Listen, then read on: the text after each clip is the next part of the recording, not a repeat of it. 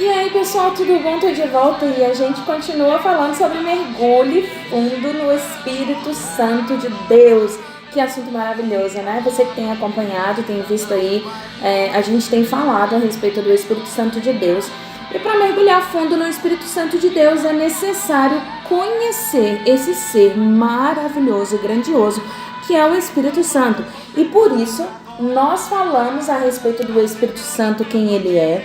Falamos sobre o poder do Espírito Santo de Deus através de Deus, né? Deus e o Espírito Santo e Deus. E aí nós falamos sobre o poder do Espírito Santo, sobre a vida de Jesus Cristo, aquele maravilhoso, né, que veio ao mundo, morreu na cruz para nos salvar e fez uma obra grandiosa porque estava cheio do Espírito Santo de Deus.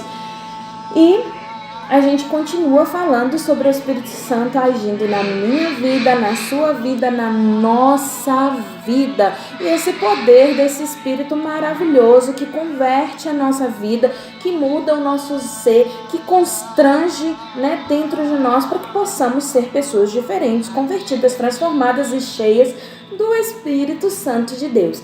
E nós falamos sobre as nomenclaturas, o que cada uma significa, a importância dessas nomenclaturas, por que conhecer o nome de Jesus Cristo, por que entender sobre o nome do Espírito Santo, por que entender sobre o nome dele. E aí a gente fala que cada nome tem um significado e uma potencialização. Era como as pessoas chamavam o Espírito Santo para que pudessem identificar a característica do que ele estava fazendo ou o poder dele, o quanto ele era grandioso. Assim como Deus também tinha vários nomes e Jesus Cristo também tinha vários nomes. E a gente vê isso bem claro quando, né, a gente falou quando Moisés, né, fala para Deus assim: Senhor, como é que eu vou falar sobre o teu nome para as pessoas? Eles vão me perguntar: quem é que está me mandando? E aí Deus fala: diga que o grande eu sou te enviou, porque Deus também tinha vários nomes, né, que tinha vários significados, né, e que retratava a glória de Deus, o poder de Deus, assim como o Espírito Santo, né, é retratado. E aí o que acontece? A gente tem estudado isso mais profundo, como eu disse, lá em 28 atos em Atos, são 28 capítulos de Atos, então são 28 atos do Espírito Santo sobre a vida do ser humano e 28 atos do ser humano, né, dos apóstolos, cheios do Espírito Santo de Deus. E a gente começa a ver essa diferença muito grande, muito poderosa, né, do Antigo Testamento para o Novo Testamento, que não mais o Espírito Santo de Deus fica só do meu lado, fica perto de mim, ou sobre a minha cabeça, ou age por um tempo, mas a partir de agora ele me batiza e eu sou cheio do Espírito Santo de Deus e transbordo desse amor maravilhoso que ele tem. Isso é muito poderoso mesmo. O que não significa que o poder do Espírito Santo era pequeno no Antigo Testamento, que é isso, de maneira alguma. A gente vê o poder do Espírito Santo de Deus quando Elias diz: não vai chover, não chove. Eliseu diz: vai chover e chove. Quando, por exemplo, Abraão larga toda a sua família e quando ele está com Ló ali, ele e Ló, e aí Ló vai para um canto e Abraão vai para o outro e Ló vai para o canto onde tem beleza, onde tem produtividade e Abraão vai para um canto onde não tem nada, mas onde ele cava poço, ali tem água e ali ele tem prosperidade. Cara, isso é o poder do Espírito Santo sobre a vida dele. Daniel orando, jejuando, buscando a palavra do Senhor dia e noite, ele é lançado na cova dos leões e ali o Espírito Santo de Deus o protege. A sabedoria de Salomão, ela vem através do Espírito Santo de Deus. As revelações dos sonhos que Daniel faz, que José faz, é através do Espírito Santo de Deus. Então é um poder grandioso já no Antigo Testamento. Mas, para deixar isso bem claro, a gente vai ler 2 Samuel 23, 2, quando fala assim: o Espírito Santo fala por intermédio e a sua palavra está na minha língua. Antigo Testamento. E isso também há uma confirmação lá em 2 Pedro 1, 21, quando ele fala assim: homens falaram da parte de Deus, movidos pelo Espírito Santo de Deus. Olha só que maravilha, né? Glória a Deus por isso. Isso é a intensidade do poder do Espírito Santo de Deus, que é grandioso. 12:05, todos os dias, almoce com a gente direto do trono e veja detalhado a respeito dos 28 atos em Atos. Mas, como eu prometi, um resumão, então vamos lá. Atos 14, né, é quando Deus reafirma o seu propósito sobre a nossa vida. Quando Ele chama a gente de filho, Ele diz que nós somos filhos de Deus, cordeiros com Cristo.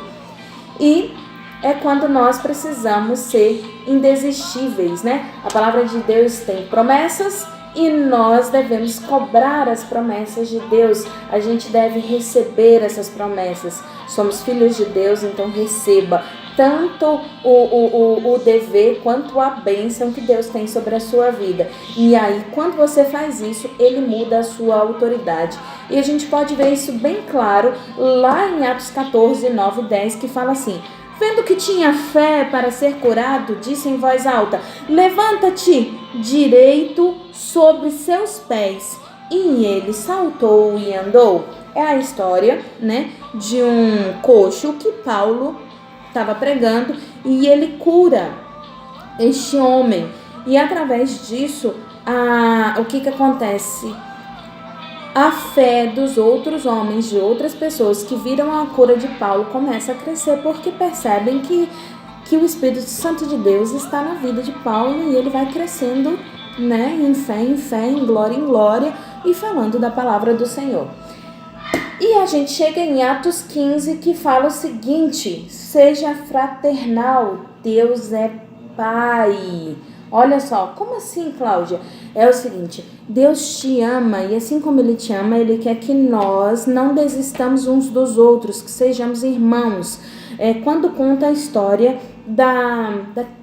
de uma briga entre Barnabé e Paulo, e eles se separam e cada um pega para si um novo discípulo e eles continuam andando falando da palavra de Deus. Paulo fica meio triste porque ele percebe que ele estava andando com João, que era primo de Barnabé, e João deixa a obra, ele para porque a Bíblia não fala o porquê que ele para, mas diz que ele para, ele desiste. E aí Barnabé, como sempre, um homem de Deus, usado por Deus, ele é indesistível, então ele diz: não, vamos trabalhar na vida de João, sim. E Paulo diz: não vamos trabalhar na vida de João, não. E aí Paulo larga Barnabé, vai cada um para um lado, mas isso também é maravilhoso, porque seu parceiro, quem é seu parceiro? Seu parceiro tem que ser o Espírito Santo de Deus nas tomadas das decisões. Essa briga, essa contenda que houve entre eles dois, nada mais, nada menos, faz com que a palavra de Deus seja divulgada por dois líderes, grandes líderes diferentes, em lugares diferentes, o que cresce mais ainda a palavra de Deus. E João é completamente edificado por Barnabé. E você vê isso muito grande quando João Marcos, escreve o livro de Marcos. E você vê isso também muito, muito forte quando o próprio Paulo, lá em Colossenses, manda chamar João Marcos, para dizer a ele que ele é um homem indispensável e que precisa dele na obra de Deus. Olha só que maravilha, não é? Deus mostra a verdade pra gente. E isso é bem claro quando a gente lê também Atos 15, 28, que fala: pareceu bem ao Espírito Santo e a nós, né? É quando eles tomam a decisão a respeito da circuncisão, se deveria ser circuncisado, se não deveria, se não deveria, se não... E aí eles ficam nessa briga entre eles. E aí o que acontece?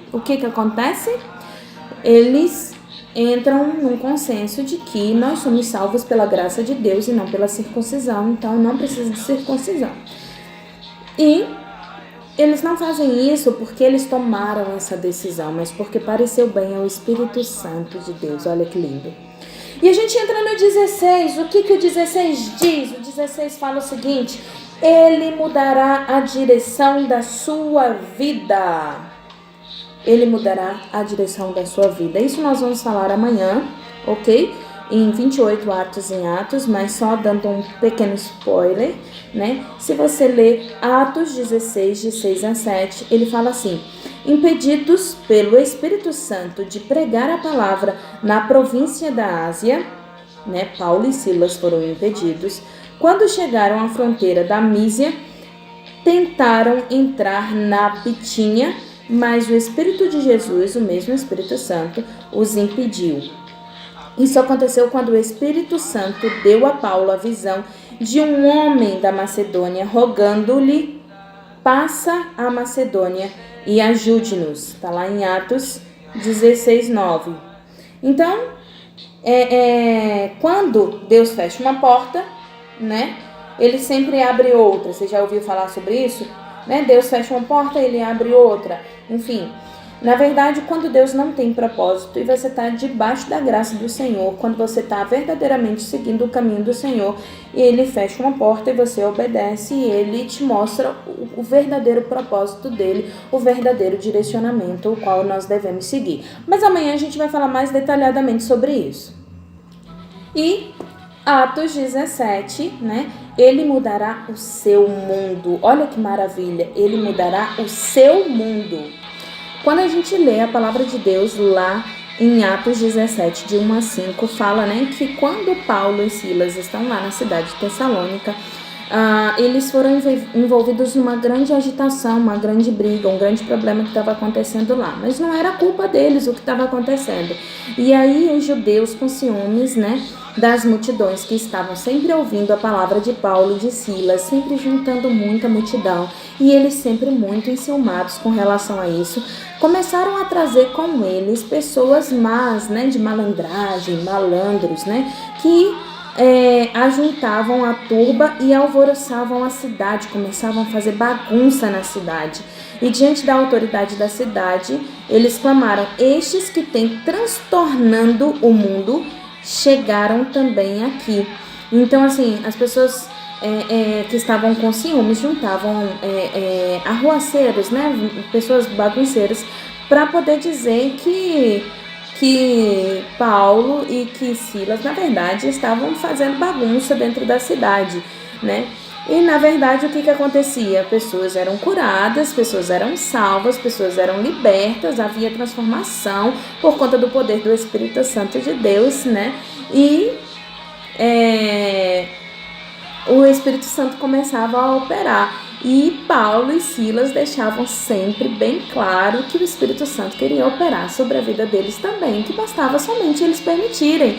E isso é fantástico, porque Paulo nunca diz assim: eu tenho o poder do Espírito Santo de Deus. Não, ele sempre diz assim: o Espírito pode agir sobre a sua vida se você também quiser, se você também desejar. Agora você precisa, né, dar lugar para o Espírito agir dentro de você, para que você seja transformado e transforme outras vidas. E isso é magnífico. E o último ato de hoje, né, que a gente vai falar por alto, lembrando que a gente, repetindo para ficar bem forte, a gente vai falar profundamente sobre isso, né, sobre a obra do Espírito Santo amanhã, né, todos os dias, 12h05, 28 atos em Atos. Eu tô só jogando aqui para vocês uma isca, né? Tô jogando um pouquinho do doce para vocês entenderem o quanto é maravilhoso ouvir a palavra do Espírito Santo de Deus, né? Tô fazendo igual Pedro, tentando pescar uns peixinhos, entendeu? Para ouvir a palavra do Senhor. Vamos comigo. E Atos 18, ele fala que ele vai mudar o seu entendimento. Olha, glória a Deus, aleluia, né? Se a gente ler lá Atos 18, 26, ele fala assim: ele, pois, começou a falar ousadamente na sinagoga, ouvindo-o, porém, Priscila e Áquila tomaram-no consigo e com mais exatidão lhe expuseram o caminho de Deus. Ele mudará o seu entendimento. O que é isso? Deus vai te dar entendimento da palavra de uma forma tão profunda e tão clara, como deu a Paulo, como deu a Silas, Tiago, a Barnabé, que você vê eles desenvolvendo a palavra de Deus de uma forma grandiosa, e ninguém parou para ensinar eles. Claro que Pedro foi ensinado, sim, né? Tiago também foi ensinado por Jesus Cristo, Mas você vê Paulo ali, também foi ensinado, mas foi ensinado só sobre a devoção, a respeito das leis antigas. E sobre Cristo, ele teve a revelação de Cristo e ali ele começa a divulgar a palavra do Senhor de maneira grandiosa. Então ele fala do Antigo Testamento, do Novo Testamento, né, das coisas que estão acontecendo naquele tempo com autoridade e poder e com um novo entendimento. Quer dizer, eles conseguem ali pegar dentro da palavra de Deus no Antigo Testamento, trazer para o Novo Testamento e mostrar para as pessoas a verdade da palavra, discutindo com doutores da lei, como Jesus também fez com 12 anos de idade. Olha que maravilha! E desculpa, o último é o 19 que a gente vai ler hoje, né? E fazendo esse resumão. O 19 fala que ele mudará outras pessoas quando a sua presença vier sobre você. Isso é muito importante. Atos 19, 2 fala assim: recebestes porventura o Espírito Santo quando crestes? Ao que lhe responderam: pelo contrário, nem mesmo ouvimos que existe o Espírito Santo. Atos 19, 6 fala: veio sobre eles o Espírito Santo. Atos 19, de 11 a 12 fala assim: Deus, pelas mãos de Paulo, fazia milagres extraordinários, a ponto de levarem aos enfermos lenços e aventais do seu uso pessoal, diante dos quais as enfermidades fugiam das suas vítimas e os espíritos malignos se retiravam. Atos 19, 11 fala assim: Deus, pelas mãos de Paulo, fazia milagres extraordinários. Olha só, às vezes Paulo nem sabia o que estava acontecendo, mas as pessoas acreditavam tanto. Como aconteceu com Pedro, que a sombra de Pedro curava as pessoas, da mesma forma acontecia. As pessoas levavam alguma coisa que tinha passado por Paulo e aí os espíritos malignos já ficavam com medo, já fugiam. Por quê? Porque ele era um homem dedicado ao Espírito Santo de Deus, sempre em oração, sempre buscando a palavra do Senhor. Então isso fazia com que os espíritos malignos fugissem do cheiro de Paulo, fugissem do suor de Paulo, da sombra de Paulo. Olha que maravilha! Você não quer ser cheio assim do Espírito Santo de Deus ao ponto de só a glória de Deus estar sobre sua vida e o inimigo de Deus não querer nem olhar para você, não chegar nem perto de você, tanto medo do Espírito Santo que age em você? Pensa nisso. E vem com a gente amanhã, 12h05, 28 Atos em Atos, se aprofundando mais nas obras do Espírito Santo de Deus, para a gente chegar finalmente lá, em indo mais fundo com o precioso Espírito Santo.